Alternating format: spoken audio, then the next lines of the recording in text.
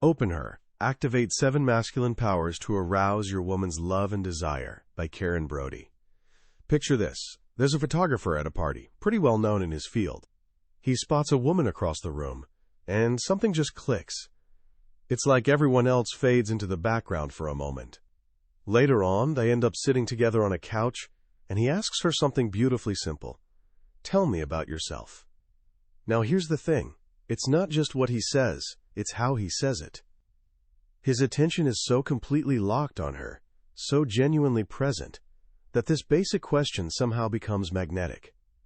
He's not just waiting for his chance to talk about himself. He's actually listening with everything he's got, even tilting his head slightly to catch each word. And for her, it's absolutely intoxicating. She feels like she's the only person in the room.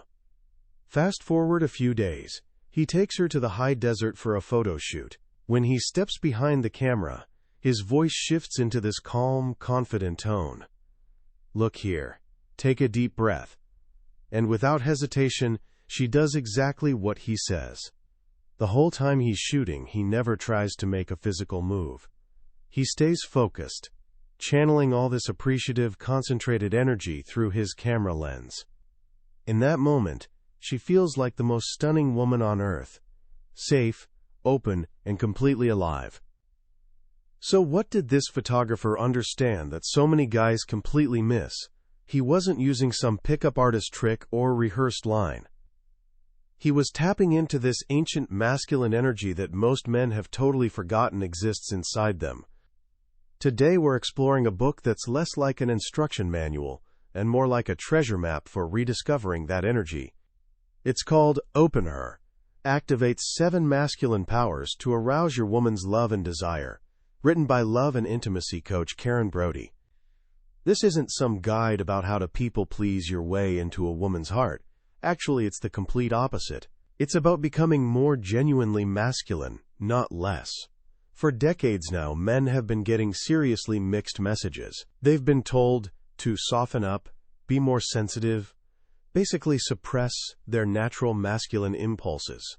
And look, the intention behind that advice was probably good, but it's often left men feeling passive, wishy-washy, and confused about who they really are, which, ironically, doesn't inspire desire or respect from women at all. Karen Brody makes this brilliant point. To really connect with a woman, a man first needs to understand his own power. She says it's like having a Ferrari sitting in your garage, but you've been driving around in a Volkswagen this whole time. So by the end of today's journey, you're going to have the keys to that Ferrari. You'll understand 7 masculine archetypes that women have always been drawn to, and you'll have a clear roadmap for waking up these powers inside yourself. This isn't about pretending to be someone you're not. It's about unlocking the powerful, confident, loving man you've always been underneath. Our story kicks off with this fundamental problem that tons of modern men are dealing with. You're smart, you're caring, you genuinely try to be a good person. You've been told your whole life that being a nice guy is the golden ticket to a woman's heart. So you do everything right. You listen attentively. You avoid being pushy or demanding. You bend over backwards trying to make her happy. But somehow, something's just not working. When she seems unhappy or pulls away emotionally, it feels like your energy is getting completely drained, leaving you confused and kind of powerless. You might find yourself constantly trying to crack the code of what she actually wants, maybe even pleading or negotiating for affection and intimacy. Karen Brody saw this pattern over and over in her coaching work. Men were diluting their masculinity so much that it practically disappeared, which created exactly the kind of passionless, sexless relationships they were desperately trying to avoid. The solution, she explains, isn't to try even harder to please her. It's about reconnecting with your own genuine masculine power. She uses this beautiful metaphor. A woman's heart is like a garden. Sure, you can water it occasionally and it'll stay alive. But for it to really flourish and bloom, it needs the right kind of attention, the kind that comes from a place of masculine strength and real understanding. That strength lives in 7 timeless masculine archetypes, 7 different expressions of your power that, When you activate them, create this irresistible attraction with the feminine. The journey to turning on these powers doesn't start with doing something, it starts with something way more fundamental, seeing. Which brings us to the first archetype, the artist. The artist isn't necessarily someone who paints or sculpts. He's a man who's mastered the art of truly seeing a woman. Here's the thing. Every woman has this powerful, primal need to be genuinely seen. It's a desire that confuses a lot of men, because they don't experience it as intensely.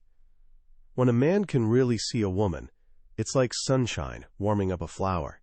Her petals naturally open up to reveal her radiant feminine essence. Most guys, when they see an attractive woman, experience it purely physically. It triggers this desire to have her.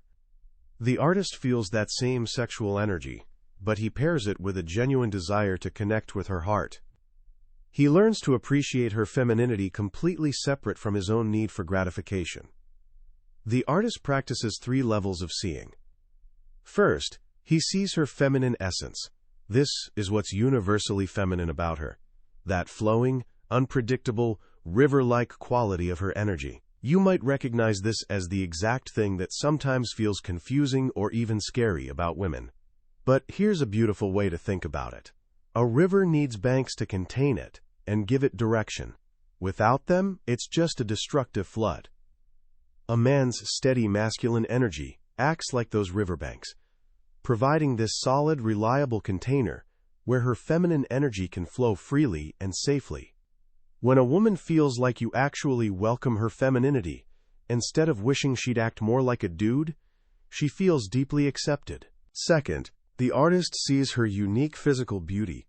This is where being specific becomes your secret weapon. Just telling a woman you're beautiful is nice, but it's pretty generic. Her mind immediately wonders, okay, but what exactly is beautiful about me? The artist looks past the obvious stuff and finds the unique details that genuinely captivate him.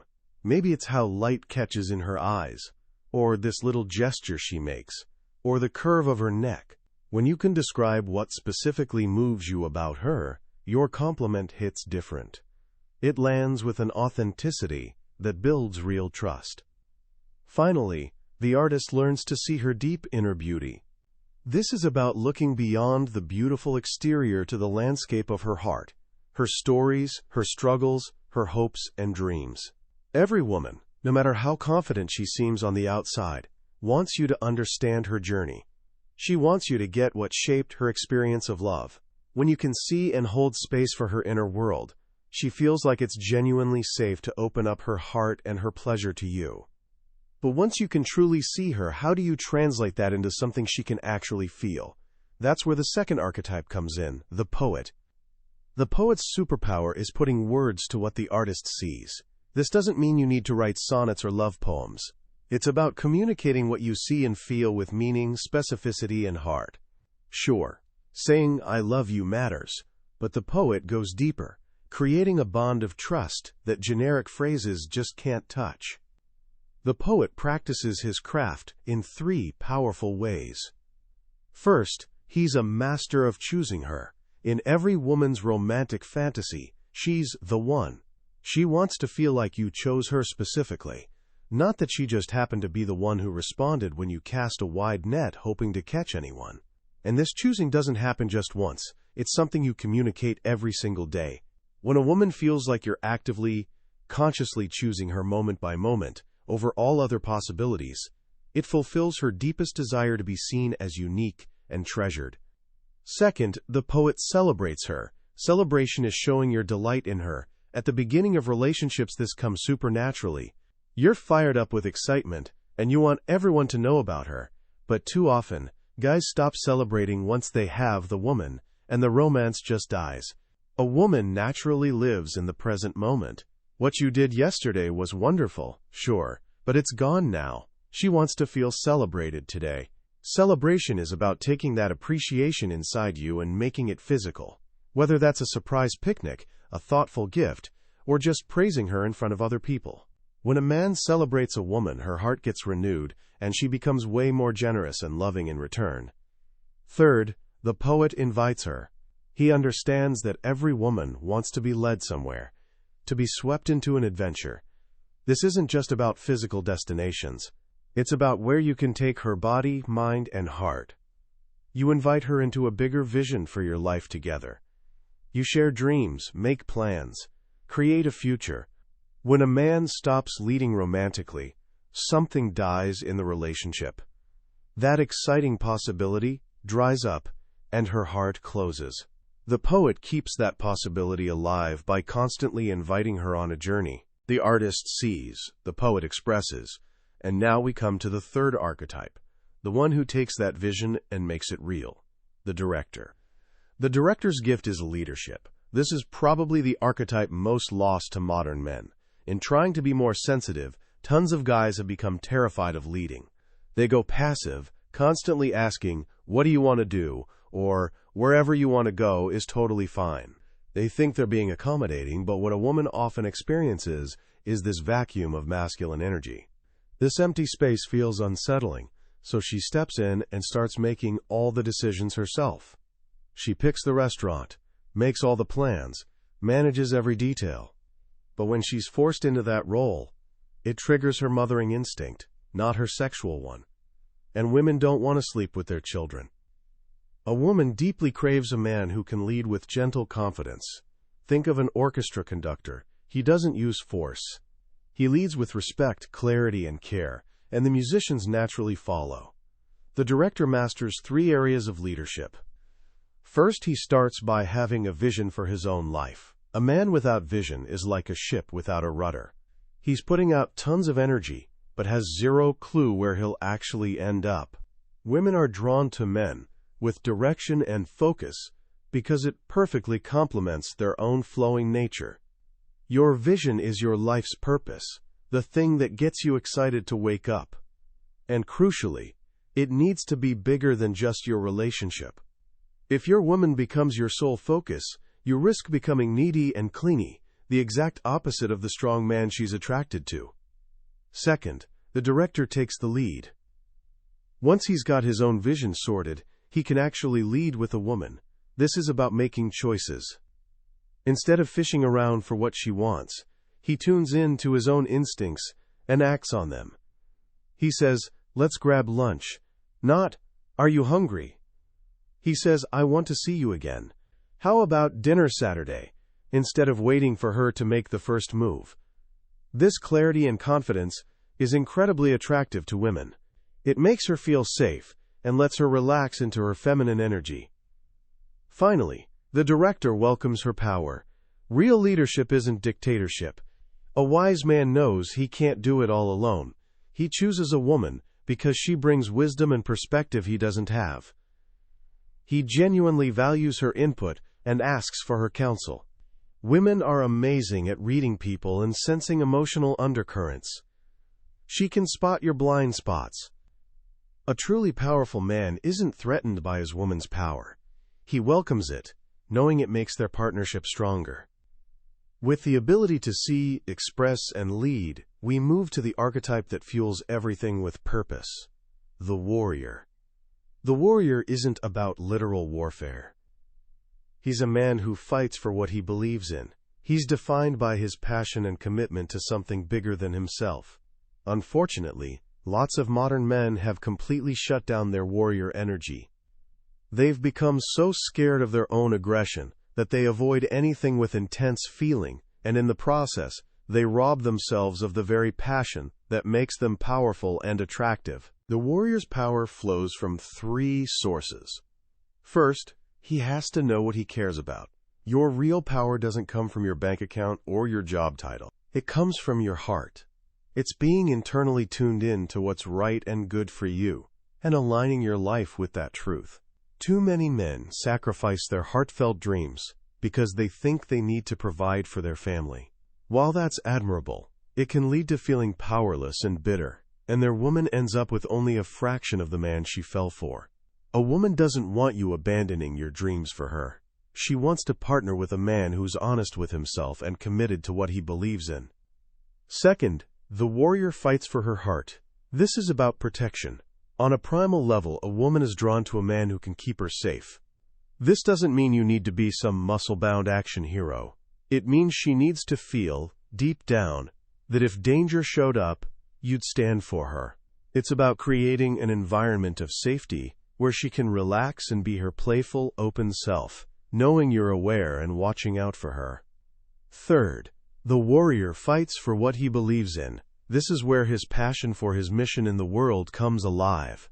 It shows a deep capacity for love that extends beyond self-interest. When a man stands for something, whether it's justice, creativity, or protecting the vulnerable, he taps into something greater than himself. This is the energy of heroes, and it's irresistibly compelling to women. As we build on these archetypes, we arrive at the foundation for all of them, the sage. The sage's gift is integrity and rock-solid trust. Trust is absolutely critical for a woman. For her to surrender herself to you, heart, mind, and body, she has to know your foundation is unshakable. Trust isn't earned in one grand gesture. It's built action by action, promise by promise. The sage builds this foundation of trust in 3 ways. First, and most simply, he keeps his word. You might not realize it, but every time you say you'll do something and then don't, a tiny crack forms in her heart. Over time, these cracks completely erode her trust. A woman doesn't forget broken promises because they leave her feeling uncertain and unprotected. Your word is your bond. When you consistently follow through on what you say, you become this rock-solid foundation for her, and her trust deepens naturally. Second, the sage trusts himself. Wisdom isn't having all the answers. It's built by trusting what you know, acting on it, and learning from how things turn out, whether good or bad. A wise man would rather make a decision and deal with whatever happens than be frozen by indecision. This self-trust is something she can actually feel. It allows him to stay steady even when things are uncertain, which makes her feel secure. Third, the sage knows when to do the right thing. This is about moral courage. It's being willing to act on what's right, even when it's inconvenient or requires sacrifice. A woman wants to know you'll make choices beyond your own immediate desires. This builds deep trust that you're a man who will love and protect her for reasons bigger than both of you. So we've explored the archetypes of the honorable man. But what about that dangerous magnetic pull women sometimes feel toward the bad boy? This brings us to the most mysterious archetype, the Dark Knight. The Dark Knight represents the part of you that lives at your edge. The edge is the great unknown, the unexplored territory of your life that's calling you to become everything you can be. He's the man willing to face danger, risk, even death, to feel fully alive. This isn't about being cruel or selfish. The shadow version of the Dark Knight is the predator. The true Dark Knight uses this energy for growth and transformation. He masters this dangerous energy through 3 practices. First, he has to know his edge. Your edge is anywhere you feel fear, nervousness, or anxiety. It's that difficult conversation you've been avoiding, the creative project you're scared to start, the area of your life where you feel stuck. The Dark Knight's code is simple. If there's no way out of a situation, go deeper into it. By leaning into your fear instead of running away, you discover strength and confidence you didn't know existed. Second, the Dark Knight lives as a free man. The masculine spirit values freedom the same way the feminine values connection. Too many men feel like being in a relationship means giving up freedom, and they become resentful. Real freedom isn't something you find by escaping a relationship. It's something you realize you already have. You always have choice. When you own your freedom and stop playing victim to your circumstances, you bring this powerful, untamed energy to the relationship that's incredibly attractive. A woman doesn't want to cage your free spirit. She wants to be part of it. Third, the Dark Knight befriends danger and death. Why are women so often attracted to guys who ride motorcycles or excel at extreme sports? Because there's power in facing down fear. A man who's made peace with his own mortality lives with a presence and depth that's rare. He makes love like it might be the last time. He doesn't waste moments. He's fully engaged in the ride of life. This willingness to live fully, despite fear, is probably the most potent and attractive energy a man can embody. And finally, we reach the culmination of all these powers, the archetype that brings them together, the lover. The lover's gift is sexual integrity. He owns his sexuality, he recognizes it as powerful energy, and learns to use it for connection and healing, not just physical release. He's not controlled by his sexual desire, he's the master of it. The lover expresses his power through 3 final practices. First, he recognizes his sexual choice.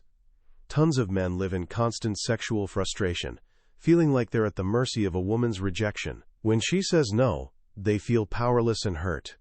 The lover understands that while he can't control her response, he always has choice in how he handles that reality. He's not a victim, he's the master of his own desire. This unshakable confidence makes him incredibly desirable to her. Second, the lover has a sexual purpose.